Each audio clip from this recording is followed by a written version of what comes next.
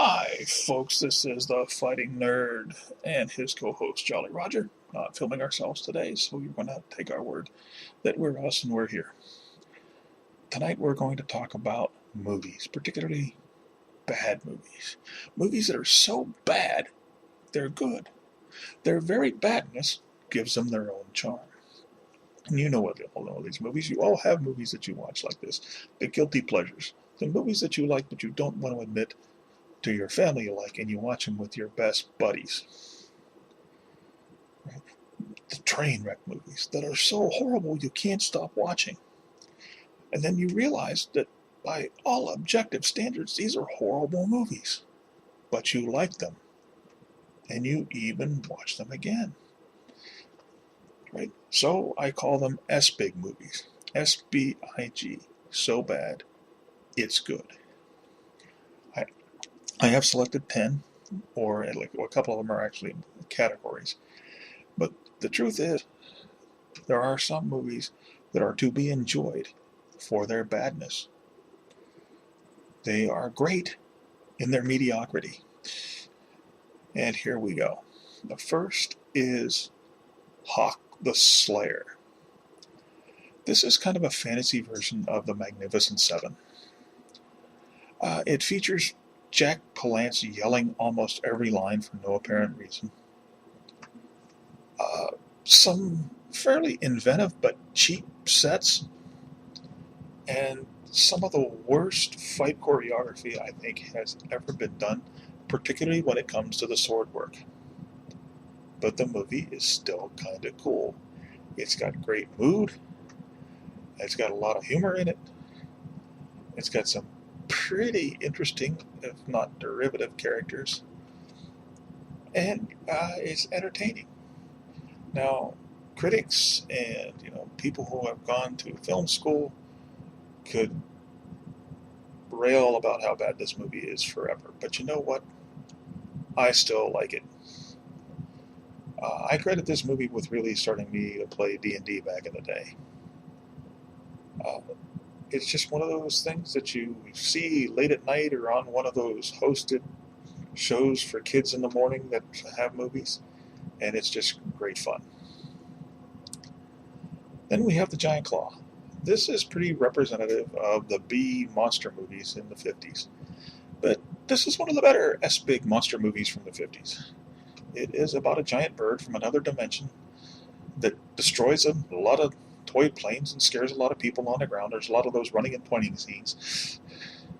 And is finally defeated by a brilliant maverick scientist and his antimatter cannon, which, interestingly enough, is mounted on the back of a B-25 bomber. A lot of really bad special effects. The creature itself is horrible. The creature's supposedly terrifying squawk sounds kind of like a damaged bicycle horn, but the movie is still pretty good. I've seen it many times. Now, this is Cyber Ninja. That's what it was called in the United States. And despite reading the synopsis on IMDb, I defy anyone to actually tell someone what this movie is about. It's just a whole bunch of pretty cool sequences, like pagoda houses that have been turned into battle mechs on mechanical legs, and this thing called a spirit sword, which they don't really explain. But you can kind of watch this movie, and one of the joys is trying to figure out exactly what the movie's about and what is the story trying to do. And it's glorious in its confusion. And of course, there's a whole lot of Japanese characters that they don't translate, so you can't read them and you don't know what's going on. And there is Nick Fury and his Agents of S.H.I.E.L.D. Now, this is Nick Fury, Agent of S.H.I.E.L.D., not to be confused with the horrible TV show that's going on right now, Agents of S.H.I.E.L.D., starring the great-ish David Hasselhoff. This is after he got off of Baywatch. Again, it's an S-Big movie. I mean, it's kind of silly. The acting isn't particularly fantastic. But it's got a lot of really cool comic book Easter eggs in it. And Hasselhoff, being Hasselhoff, does a fairly decent job with the Nick Fury character. You have Lisa Rinna in, I think, skin-tight leather, and this was before she mutilated herself with plastic surgery. You know, it's an over-the-top comic book movie, but again, it's very entertaining, and it is. I still think it's better than the Agents of S.H.I.E.L.D. show that's on now. Worth looking into. Ah, yes, Ninja 3 to Domination.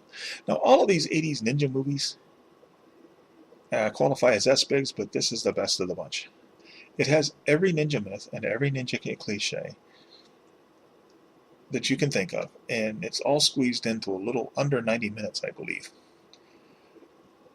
And it also takes The Exorcist in undertow and makes an evil ninja possess the body of a super hot chick who who wreaks mayhem and carnage all over Los Angeles until the evil ninja is exorcised from her body by the great Sho Kosugi at the old temple on the hill, which everybody seems to know where the old temple on the hill is in this movie, and they don't never even ask which old temple on the hill. I assume there would be more than one.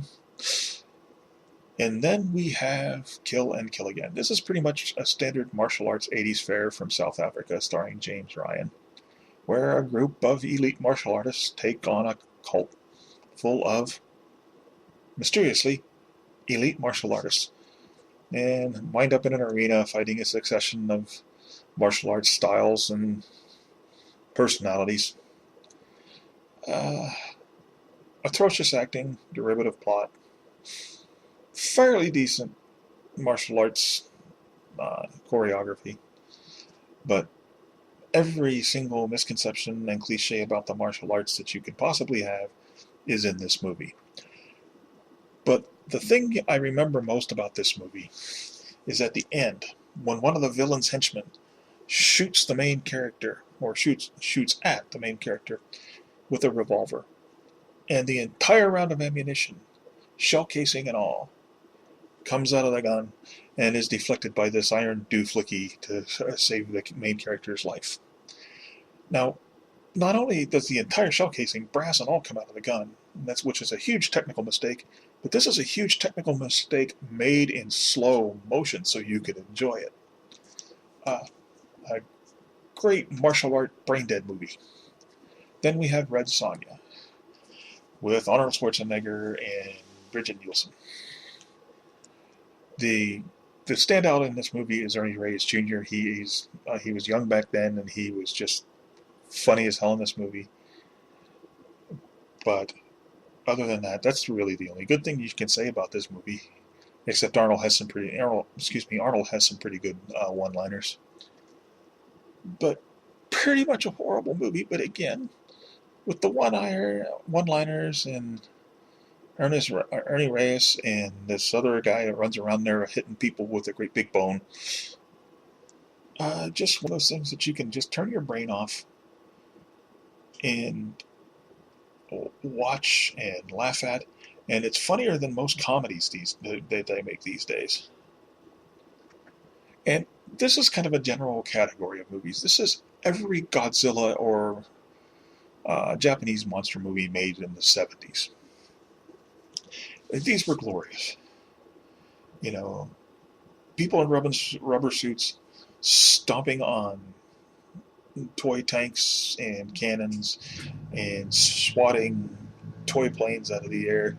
This was just great stuff. This particular clip is from Godzilla vs. Megalon, which in my personal opinion is the best of the 70s Godzilla movies. Godzilla knows Kung Fu, does this great little tail-dragging drop kick.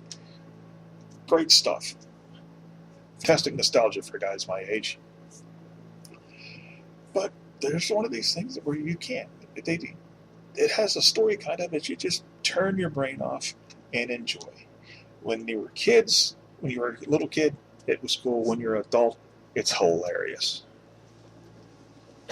And then we have a Canadian film, Starship Invasions, which believe it or not, starred Christopher Lee. Now, this is a story about an alien invasion, standard fare, the planet's dying, they need ours, and they're going to kill us all off and take the planet. But it has taken all the actual UFO research, if you want to call ufology research, but all the different UFO stories and all the different theories that all the UFO buffs have, and they put it into a nice, tight little story. Now, that's the thing. This story is actually pretty good. It goes S big because the acting sometimes isn't really so good. The special effects are abominable.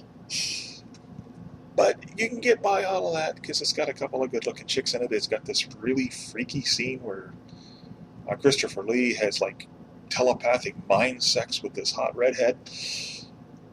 And there's this farmer guy that gets abducted by a UFO and is forced to have sex with this really hot chick. And it's just one of those things that you take suspension of disbelief and you turn it into high gear and you let go. Now this one, oh boy, oh boy, oh boy. This barely qualifies as X-Big because it might just because it's that bad.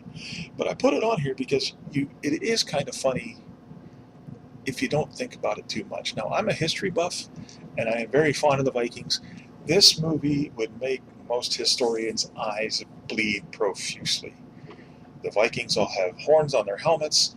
The swords aren't Viking, and they look like toys. The armor is all wrong. It's just horrible. The plot is about Vikings that find North America before anybody else, and they have to fight Native Americans, which are also portrayed in a hopelessly cliche fashion. But if you can turn the historian in your brain down, you can find this movie is hilarious.